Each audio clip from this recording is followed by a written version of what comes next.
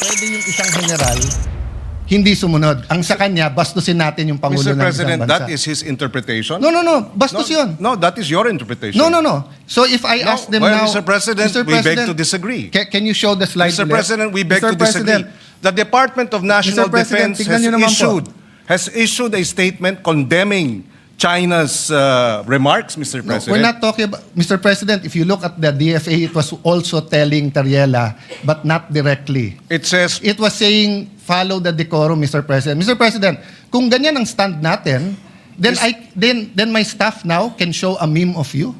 Mr. President, Mr. President, dito ba sa... Let me ask that question. Mr. President, I am not from China. Why will they put a meme? Why will your staff put No, a it's meme not about towards China. me? It's about You're, decorum. you're comparing apples Mr. and President, oranges, Mr. no. President. You are simplifying what Session is is a suspended for 1 minute. complicated na international. Matinding sagupaan ng minority at majority mga kabdita, mantagin po ninyo na pa 1 minute suspension na itong si Pinky Lacson dahil nga sa matindihong sagutan neto si Sen Alan. Ginigisa niya ho kasi itong si Kiko Matching. Hindi lang ho yan ito nga si Kiko Matching mga kabdita. Pilit hong pinagtatanggol, pinoprotektahan si Tariela kahit na alam naman po natin ng milyong-milyong Pilipino na etong si Tariela ang unang nagkamali. Hinimok niya ang China, binabasura niya yung presidente nila, gayon din ho ang kanilang flag. Ngayon bumubuelta itong China mga kabdita. Sino ba nakakaawa pag ginira tayo ng mga yan? Sino? Di tayo ho.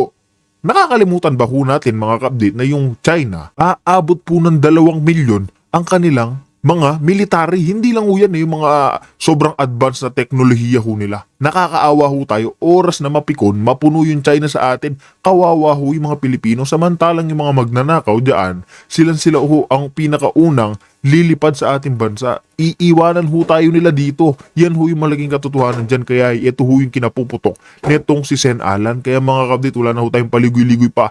Rekta na ho tayo dito. Kung bago lang ho kayo sa ating channel, isang like, isang share, isang subscribe lamang ho, malaking tulong na yan. Rekta na ho tayo, sabay-sabay ho tayo mag-komento, mag-react. Halatado ho kasi ito nga si Kiko Matching na pinoprotektahan niya rin ho yung si Tariela. Sugar coating ba? Para nga naman mapakita niya sa kanyang mga kasamahan sa majority na uwaayon sila, pumapanig sila dyan sa kengkoy na yan. Kaya mga dito, wala na ho tayong paligoy-ligoy pa.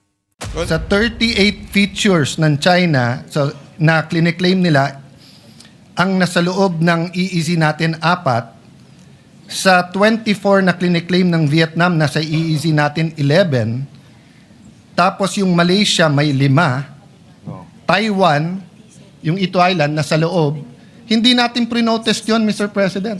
Tama! So, let's dispel that malicious political statement because it is not a legal proposition.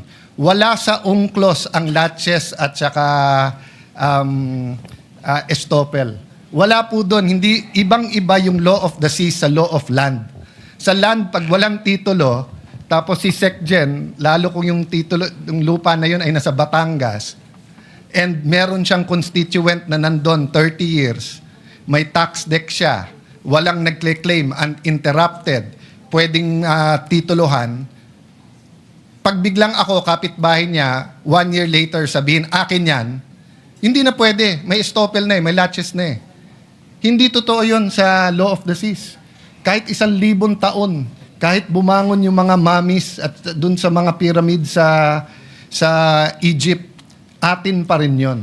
No? Tama. So, I mean, we don't have to debate it today, courtesy if the DFA wants to answer that. But if that is their answer, and that wasn't their answer to me when I was secretary, because I asked everyone in DFA, I asked them, kung tama si Justice Carpio at hindi nag-protest during the time of President Aquino, we will file the protest now. Sabi, sir, hindi kailangan. At saka, sir, pag nag-protest ka sa Vietnam at Malaysia, tayo magkakampi ngayon kasi mas malaki ang China. Tayo sa ASEAN ang nag-uusap-usap. So, hindi naman pwedeng iba yung rule sa China, iba yung rule sa Malaysia at Vietnam.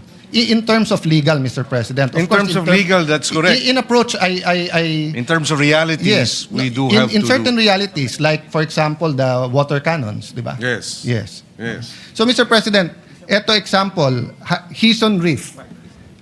My eyes isn't as good as it used to be, but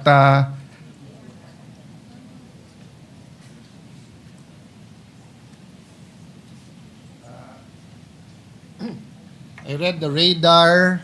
I see the battle tank. Go to the next slides para lang makita. Ito, Bailang K. So makikita nyo po dyan, meron pong bunker. Meron pong gun shelter. Meron pong open. Ayan. May battle tank.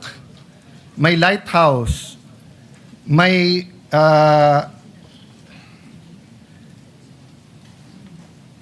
speedboats, may pier. Next slide. The Sincoe East Reef, if I'm pronouncing it right, ha? Meron tong 3-sweep twisted blade turbine for power. May battle tank. May 12.7 mm HMG. Concrete bunkers. At the time I got this and President Duterte allowed me to show it, ongoing pa yung construction nila. Next, Vietnam, Pugad Island. Sa Pugad Island, may battle tank, may anti-aircraft artillery.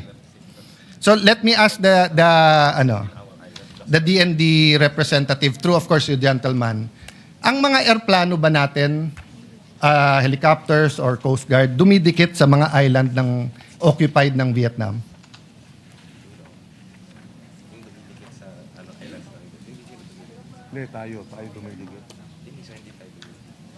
Hindi daw tayo dumidikit. Yes. Mr. President. And that is why walang water cannon.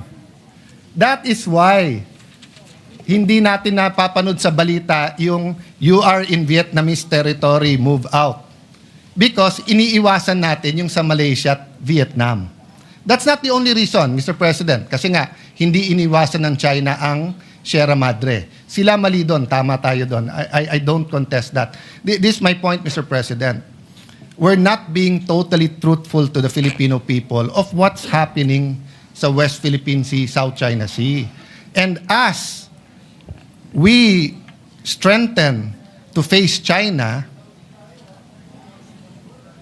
Malaysia and Vietnam are also strengthening. I don't know if the resource person from DND has the information how many submarines does Vietnam have. In the area? There are a number Yes. of... And how many does Malaysia have? also, there I'm are... sorry, sir. I know you don't have it offhand, but enough to say na marami. How many Philippines has? Except, hindi kasama yung kay Chabit na submarine na ginagamit niya sa Ilocos, ha? How many submarines does the Philippines have? According to the DND, we have no submarines, Okay. Mr. President. So, in long story short, we don't really have a strategy except the transparency strategy against China. But more so, we don't have that concrete strategy against Vietnam and Malaysia. Although we're friendly, Vietnam and Malaysia, as seen in all of this, have a strategy against the Philippines. In this last one, tignan mo po yung Quay. Tignan nyo po yung landingan nila, no? Dun sa Pugad Island, Let's go very fast with your permission just to show you yung Malaysian. Let's go to the Malaysian. Ayan. So yan ang example po. Oh. May runways na rin sila. Next slide. Swallow Reef. Next slide. 5 yan eh. So anyway, sige. Let's stop there. But the point I want to make, Mr. President, is kailangan natin magkaisa sa issue na to. Atin to. And some want to make it a political issue. Sila pro-China, kami anti. Hindi po. Pare-pareho tayong pro-Philippines. Pero may mga detalye na kailangan pag-usapan natin ng husto. So I'll go straight to the resolution unless you wanna Yes, please. just react. Yeah. To the resolution, Mr. President, is it correct that ang pinagmulan nito ay yung presentation ni Commodore Tariela na may depiction in caricature or whatever the right name is of President Xi sa presentation niya? Ito ba yung pinagmulan nito? Hindi naman, di ba? I think that may be one of the issues raised, but I don't think it began with that, Mr. President. No, Mr. President, because bago po yung yung Chinese ambassador eh. So, all the disputes with the former ambassador, kung meron man, was covered by the 19th Congress eh. Kompleto naman tayo ng resolution eh. So, lumala ito nung nagkaroon ng caricature regarding the president of China. So, asan yung side by side? Pakita mo. So, siguro ito question ko. Let's, with your permission, Mr. President, Senator Pangilinan, let's focus on Commodore Tariela muna, no? Let me state this for the record muna, ha? I don't doubt his patriotism. I don't doubt his contribution to the cause. At lahat ng ginawa niya na opisyal at tama, wala akong problema. Okay. This is one picture. Pero nasan yung picture ni Presidente na nung sa ASEAN ba yon o sa APEC? Hindi, yung nilapitan niya bigla si President Xi. Meron ka noon, di ba? Ito muna. Ano sa dalawa ang opisyal ng Pilipinas? Yung mag-usap tayo, magdebate, ipaglaban natin atin, pero sa simbolo ng watawat at sa simbolo ng Pangulo ng bawat bansa, cordial tayo, or ang opisyal ba natin ay umikot tayo at gumawa tayo ng mga caricature at siraan natin ang image ng presidente ng kabila? Which is our official policy? If I may just clarify, Mr. President, because the mention of the caricature. Mr. President, according to the information, the caricature came out January 14. But even before that, Mr. President, I publicly came up with a statement expressing concern about the military exercises, live military exercises undertaken by China in the Taiwan Straits. That was in December. And there, Mr. President, I was called out by the Chinese embassy spokesperson saying, reminding me that I should respect the one China policy. And so the issue of Tariela cannot be isolated, Mr. President. Okay. So, and therefore, if I answer this, it is simplifying, Mr. President, the whole resolution into Tariela's statements. No, it's not, Mr. President. Mr. President, I'll go to the one China policy later on and why you were called out. Because if you remember, the president himself was called out. Exactly, But not Mr. by President. no, because that's their duty. Well, and this is our duty to respond. Yes. Mr. President. Yes. Yes, it's your duty to respond, Mr. President. But To uphold the rights, to uphold our independence, to uphold our freedom of speech, Mr. President. yes, Mr. President, but one of the red lines of China in their diplomatic relations with any country, including the United States, is the one China policy. That's why when the Speaker of the House of US went to Taiwan, they were called out. And there was no issue. Mr. President, and they called, Mr. President, let me finish. Yes. They called, and there was a debate. When President Bongbong said we have to prepare, President BBM, nag-statement. So, wala namang issue eh. Eto stand natin, eto stand nila. Except that, What's Mr. the issue President, there? my experience with Chinese statements, Mr. President, is that they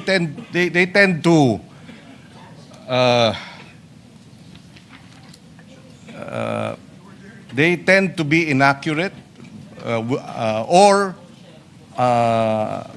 they tend to make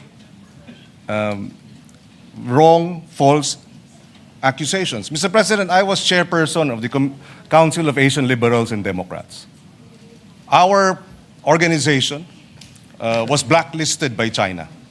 And the accusation was that the Council of Asian Liberals and Democrats, of which I was chairperson, was supporting Taiwanese independence, which was a lie, Mr. President. So I've had experience with Chinese public statements that are false because it serves their interests to promote their one China policy. We respect their one China policy. When I expressed concern about the live military exercise, I did not speak about Taiwan's independence, or I did not speak about, at least from my point of view, it had nothing to do with the one China policy. We were just expressing concern that the live military exercises are creating tension and escalating tension in our region. There was no mention of one China policy, and then they come in and then remind me. No, Mr. President. That is a standard reminder because they consider Taiwan and the waters in between to be part of China. So, put it another way, Mr. President. Sa kainitan ng secession movement ng Mindanao, kung may statement ang isang opisyal ng China dahil nagpadala tayo ng military sa Marawi, hindi ba ang diplomats natin sa Beijing sasabihin din sa kanila, huwag kayong makialam. Kasi one Philippines to eh. Ang Mindanao ay hindi independent. Mr. President, I beg to disagree with the comparison. I think, again, ano yan, Atis at Santol, Mr. President. Iba yung sitwasyon dun sa Mindanao, iba naman ang sitwasyon dito sa Taiwan Straits, Mr. President. Mr. President, that's a very, For example, we have about 200,000 overseas Filipinos in Taiwan. And so these live military exercises are a concern because an accident could lead towards, a shooting war, which we would, for the sake of our Filipinos overseas, we would like to ensure that nothing like that happens. No, I agree with you, Mr. President. And I agree with your statement, and I agree na sana hindi invade yung Taiwan. What I'm saying is it's the duty of their diplomats na sumagot.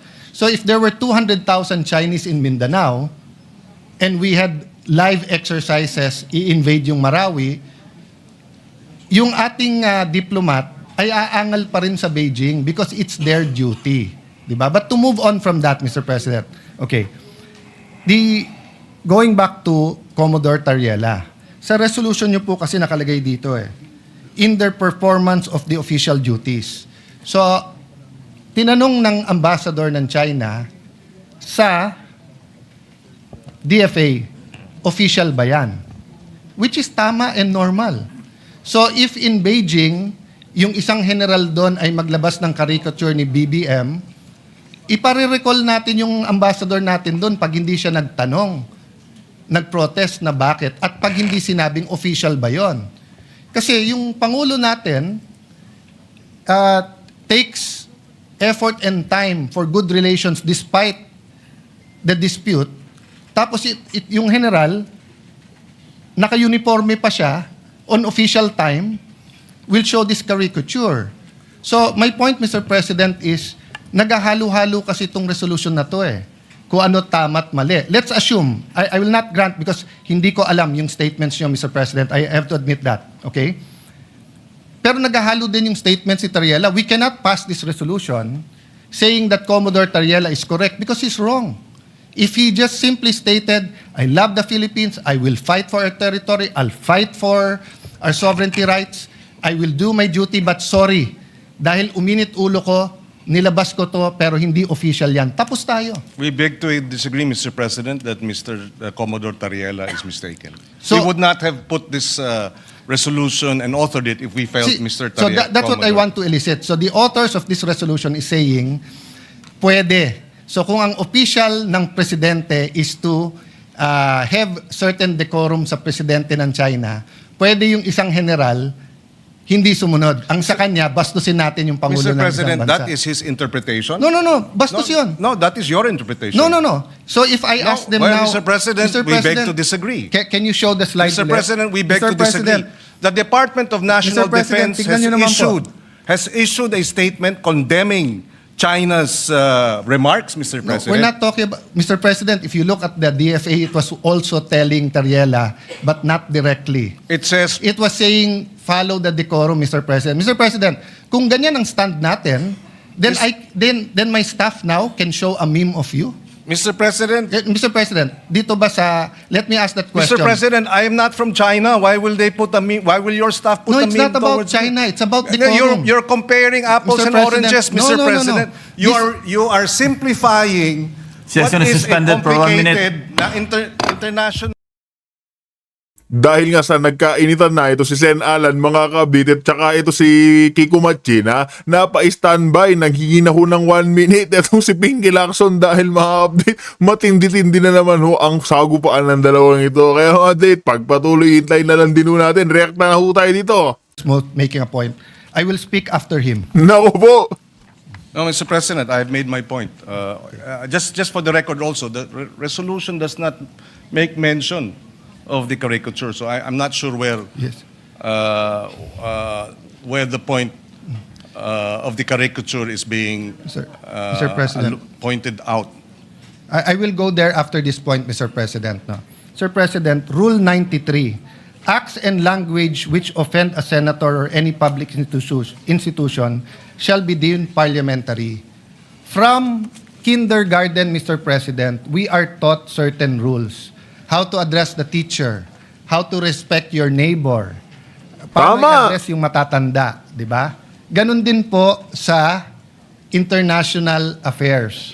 You do not mess with their flag, Tama! and you do not mess. Ayan mga kabdit, ito ho yung kinapuputok ng butso ni Sen Alan kasi nga ito si Tariela, binabastos niya ho yung presidente ng China, pati ho yung kanilang flag. Sino hong hindi magagalit? Normal lang ho yung naging pahayag nitong si Sen Alan na bastos ho yung ginagawa nitong si Tariela. Lalong-lalo naman si Kiko Matching, nagsumasagot itong si Sen Alan tapos nagikiputak-putak husa. Di ba? Tapos ito si Kiko, sasabihin niya, huwag niyang ipagkumpara na isa siyang Chinese, ganyan. Di ba halatang halatado na mga kabdit, hindi ho tumatama itong majority sa mga minority. With their symbol of authority, their king, sultan, prime minister, or president. That's why in this slide, Mr. President, it is very clear, yung official natin is, despite any dispute, si President Zelensky at President Putin, if you put them on the same room, magkakamayan yan.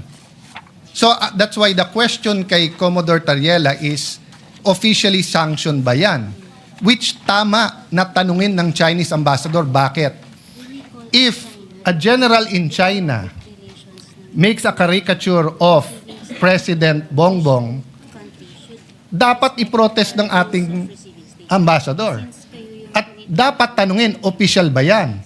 Because we cannot look underhanded pagdating po sa international community. Hindi pwede ang Pangulo makikipag-usap na eto walang personalan and then yung general mo personal. So I'm sorry I reacted because anyone who sees the caricature is not a flattering caricature. If I do that caricature to any world leader, kahit dito, di ba? The majority leader is smiling. The majority leader and I had a we've known each other since 98. We've never argued with raising our voice. But umabot. I didn't even remember what I said. We apologized to each other. Bakit? Mali. Pero tama yung pinaglalaban mo, bro. Tama pinaglalaban ko. Mali yung paraan paano natin pinaglaban.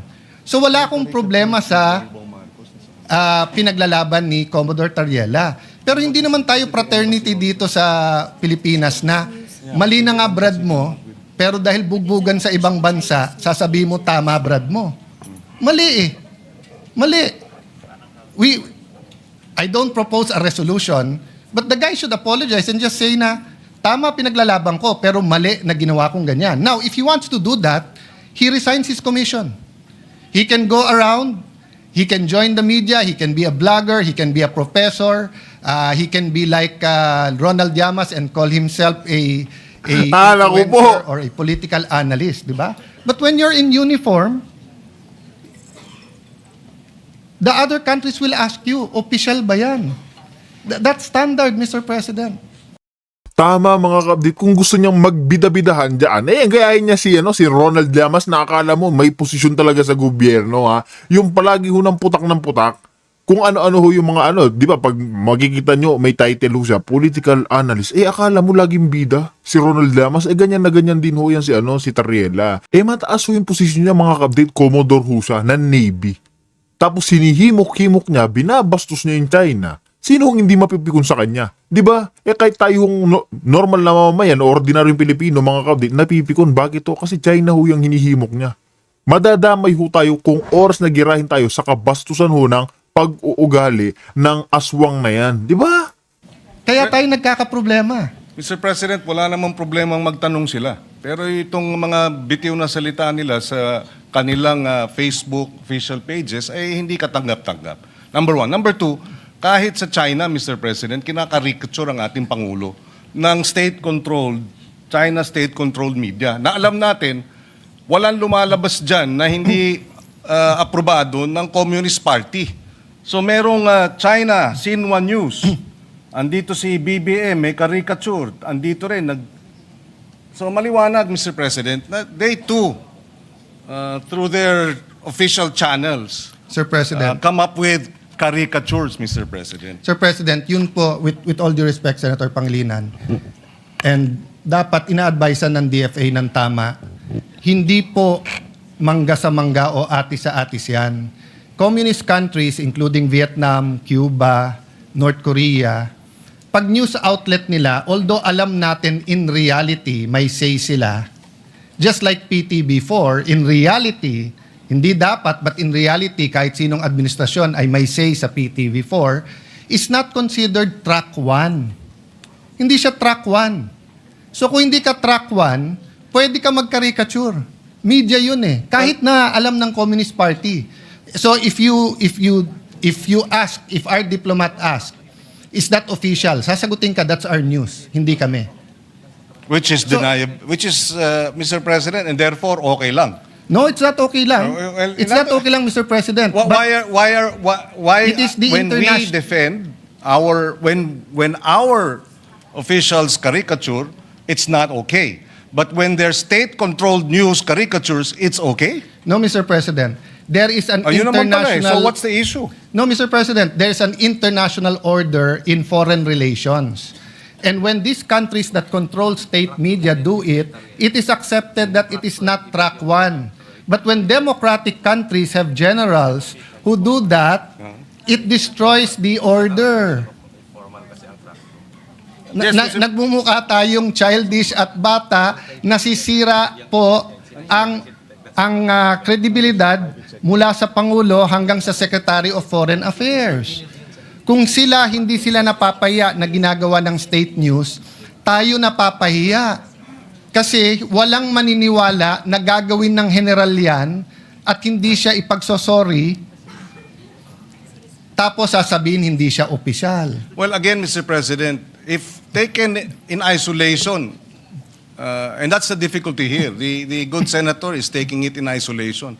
That was January 14.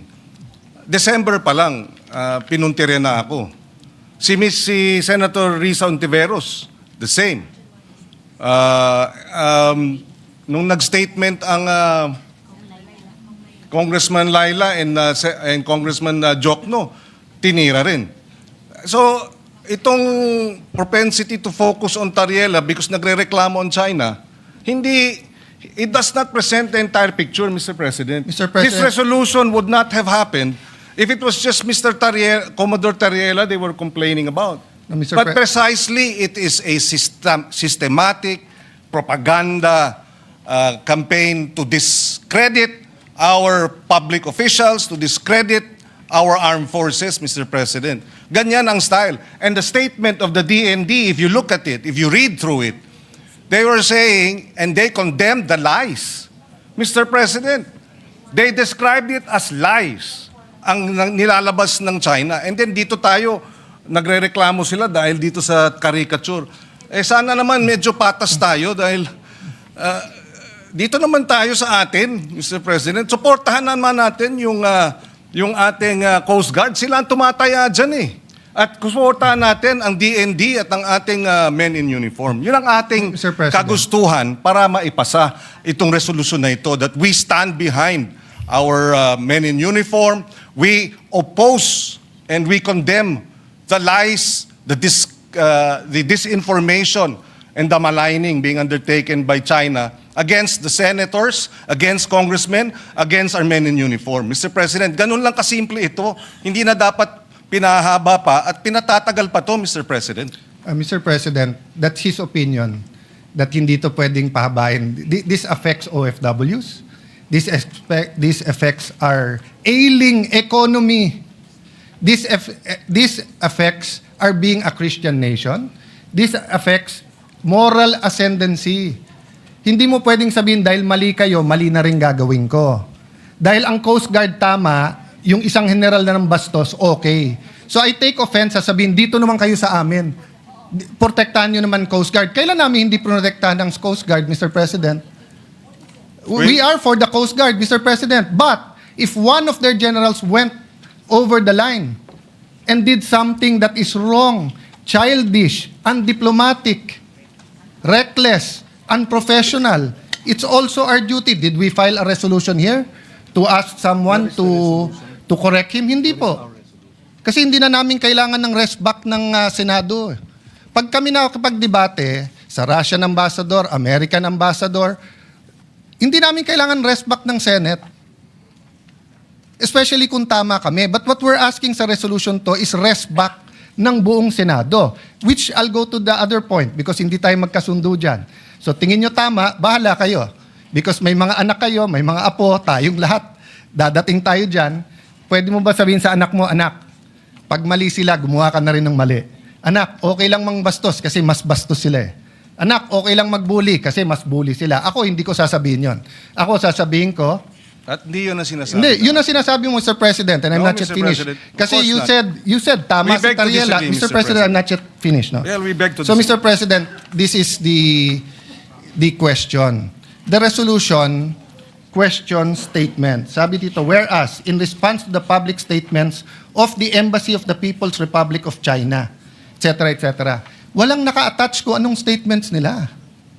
So, paano tayo magdidebate dito? That's why, mahaba to eh.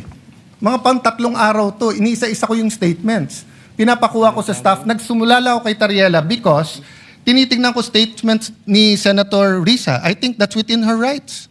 She's been consistent with some of her... I may agree or disagree, but yun ang statement niya. I've been looking at the statement of the gentleman from Pampanga. You're a senator, you're a patriot. But yung kay Tariela, nakita ko kaagad eh. Tama yung iba niyang mga statements, pero mali yung ginawa niya na ganyan ang gagawin mo. Kasi pag ginawa kay President Bongbong yon, regardless kung opposition ako administrasyon, pagtatanggol ko siya. Dahil mali eh. Ang mali is mali. Hindi pwedeng mali sila, mali na rin tayo. Tama sila, tama tayo. May tama tayo niyan. So Mr. President, this is the question. How will we discuss and vote on this? Kung wala naman dito yung statements na kine-question natin. So will the gentleman attach these questions and furnish the members of this chamber? I don't think we Mr. ever passed a resolution. This is just 30 seconds, tapos na ako. On this point, we've never passed a resolution condemning anything without specifying what we're condemning. So, pwede bang sabihin, hindi ko gusto yung sinabi ni Senator Marcoleta sa CA. Hindi po. I saw the statement of Senator Lacson. I saw the other statements. Specify nila kung ano sinabi niya. Nakita ko statement ni Senator Marcoleta, clarify niya. At least malinaw. Eto parang carte blanche na lang. Lahat ng sabihin ng Chinese ambassador, mali. Paano kung sinabi niya, good morning? Paano kung sinabi niya, ni hao, good morning? Kinokondem natin yon. Bawal na mag-good morning sa Pilipinas? Oh. You might say it's obvious na hindi yun ang kinokondem. There's no such thing as obvious. The records of the Senate will bear this resolution and the discussions in this August hall. But anyone can add and subtract if it's general. So which statements are we talking about so that we in the minority, in the opposition, can be able to debate? That's why I started out today by simply saying, pagdating sa South China Sea, sa West Philippine Sea, nagkakaisa tayo, magkakasama tayo. Atin ito, ipaglaban natin to. Pero pagdating sa bastusan, out kami dyan. Kasi yung tama is tama, mali is mali. So ang question po ngayon, what will we do, gentleman from the esteemed Senator, gentleman from Pampanga and the author, will you supply us or will we annex or add whereases so that we will see ano ba tong statements na to? Mr. President, I think the whereases are clear. And just a little bit of research on the part of the researchers will confirm what we are referring to. We don't need to annex all of them, Mr. President. For example, in response to the public statements of the Embassy of the People's Republic of China that opposed and criticized these positions and questioned the propriety of Philippine officials expressing such views in the performance. So it's specified, the nature of the statements. So a little bit of research, malalaman mo na which statements were these because this Point refers of order, to... Mr. President. Point of order. What is the point of order? Of The statements of gentleman? Senator Pangilinan, the nature of his statements. Kayo na mag-research kung ano statements na yun, Mr. President. Sabi niya, pwede daw yun eh.